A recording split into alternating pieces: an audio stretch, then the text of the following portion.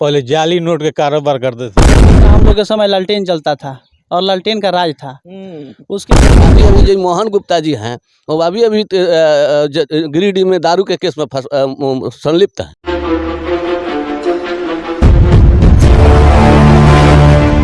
अपने देश में चुनाव 2 चरणों में होता है। पहला चरण जनता का होता है तो दूसरा चरण नेताजी का होता है। अभी हम गोपालगंज में हैं। गोपालगंज सदर 101 विधानसभा है।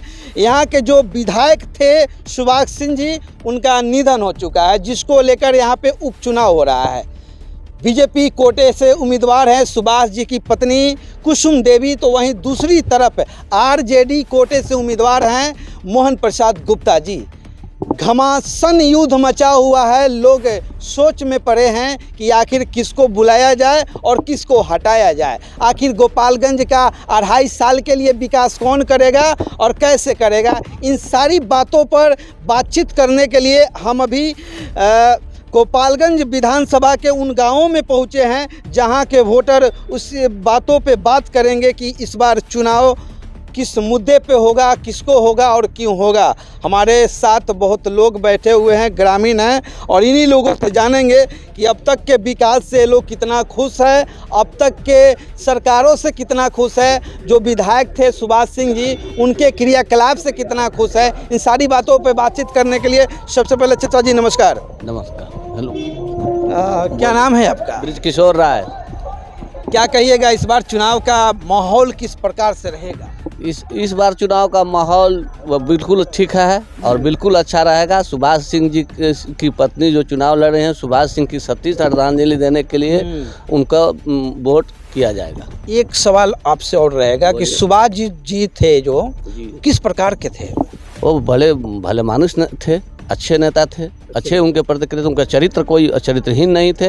आज तक उनके चरित्र पर कोई दाग नहीं है, किसी प्रकार का उन पर 107 का भी FIR नहीं है। अभी जो मोहन गुप्ता जी हैं वो अभी गिरिडीह में दारू के केस में संलिप्त हैं। दारू के केस में सरकार भी उनकी है। अब वो यह बात नॉमिनेशन में छुपाए भी हुए हैं। तो कैसे वैसे चरित्रहीन को हम लोग चुनाव करेंगे? बाकी सुभाष जी के क्रियाकलाप से आप कितना खुश थे? हम बहुत अच्छा थे, बहुत खुश थे। उनका काम है जो ये रोड, ये जो बिजली, सब उन्हीं का देन है। इसके पहले कहाँ आरजेडी सरकार में था ये सब का प्रक्रिया और संसाधन। बाकी जैसे कि आपको पता है कि यहाँ सुभाष जी पिछले 17 सालों से विधायक है, और एक और चचा जी हैं, उनसे भी प्रतिक्रिया जान ही लेते हैं कि किस प्रकार से होगा। नमस्कार। क्या कहिएगा? हम लोग बीजेपी के जो विधायक हम लोगों के से स्वर्गीय सुभाष सिंह जी, उनके कार्यकलाप से, गतिविधि से हम लोग पूर्ण संतुष्ट हैं। और इस बार भी हम लोग उनके पत्नी को मत देने जा रहे हैं। तो कहीं ना कहीं मत देकर सुभाष जी को आप श्रद्धांजलि तो नहीं देंगे? श्रद्धांजलि समझ लीजिए। तो क्या लगता है कि सुभाष जी के जो बात विचार था, जो उनका क्रियाकलाप था, उनकी पत्नी भी उस तरह से कर पाएगी? अब तो भविष्य में पता लगेगा कि कर पाएगी कि नहीं कर पाएगी, लेकिन मौका उनको हम लोग देंगे। हाँ, देंगे। 2.5 साल के लिए मौका मिलेगा। उसके बाद की बात है तो 2.5 साल के बाद में है। हाँ, तो इनको कुसुम देवी पे भरोसा तो है, लेकिन आगे चलकर क्या कुछ होगा बताएंगे। क्या चचा, क्या हाल चाल है?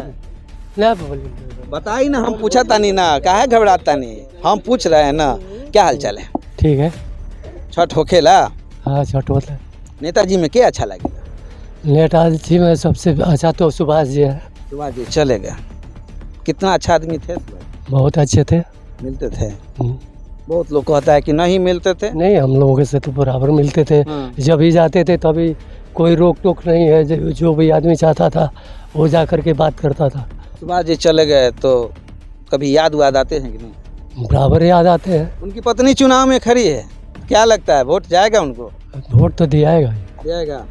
चलिए, क्या रहेगा इस बार का रणनीति उनका? आपका?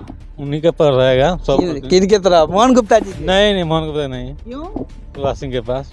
मोहन गुप्ता को क्यों नहीं चाह रहे हैं? उनको पहले जाली नोट के कारोबार करते थे। जाली नोट के कारोबार। अजीब तरह की बात कर रहे हैं सर। बिहार में और भारत में जाली नोट? पहले पता कीजिए उनसे। अरे भैया, लोग से पता कीजिए कि जाली नोट के कारोबार में उनका केस है कि नहीं है।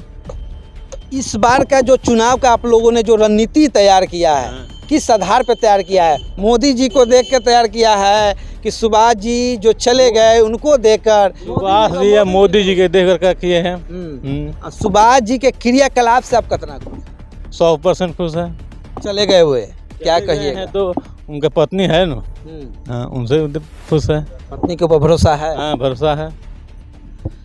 युवा हैं और युवाओं का जो तर्क होता है बड़ा ही सार्थक होता है। जानेंगे युवा के क्या लग रहा है। तेज रफ्तार युवा सरकार कुसुम देवी जी ही आएगी अब की बार। ओए ऐसे कैसे? युवा हैं, युवाओं को तो युवा के साथ जाना चाहिए। ये कहाँ पड़े हुए चक्कर में? क्यों नहीं है युवा के चक्कर में? युवाओं का मतलब नहीं है, मतलब ये है कि मतलब जिला का विकास। जिला का विकास जी बिल्कुल विकास होना चाहिए। सभी को जितना उनका हक है वो मिलना चाहिए। जी सुभाष जी को जानते थे? बिल्कुल जानते। किस प्रकार के वो व्यक्ति थे? बहुत अच्छे आदमी थे और उनके यहाँ जाने के बाद कोई रोक टोक नहीं था कि नहीं उनसे नहीं मिलना है, और वो व्यस्त हैं किसी कार्य में। जाने के बाद से जैसे लगता था कि हम उनके ही बच्चे हैं। उन्हीं के बच्चे हैं? जी जी। तो सुभाष जी की पत्नी खड़ी है मैदान में। जी बिल्कुल, कुसुम देवी जी। कुसुम देवी जी। जी। तो गोपालगंज की जनता किस प्रकार से देगी उनको मत? मुझे तो लगता है कि 100% उन्हीं को मिलेगा। उन्हीं को मिलेगा? जी बिल्कुल। और कहीं ना कहीं बीजेपी का गढ़ है ये गोपालगंज, और बीजेपी के गढ़ में फिर से क्या कुछ होगा?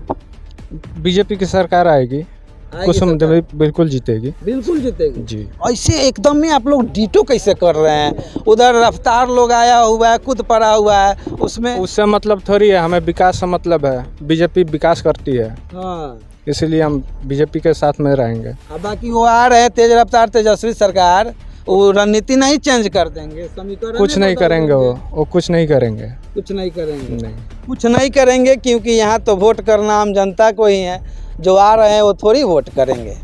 नमस्कार। नमस्कार। क्या हाल चाल है? बहुत बढ़िया। क्या रणनीति तैयार किए हुए हैं इस बार कुसुम देवी जी के लिए?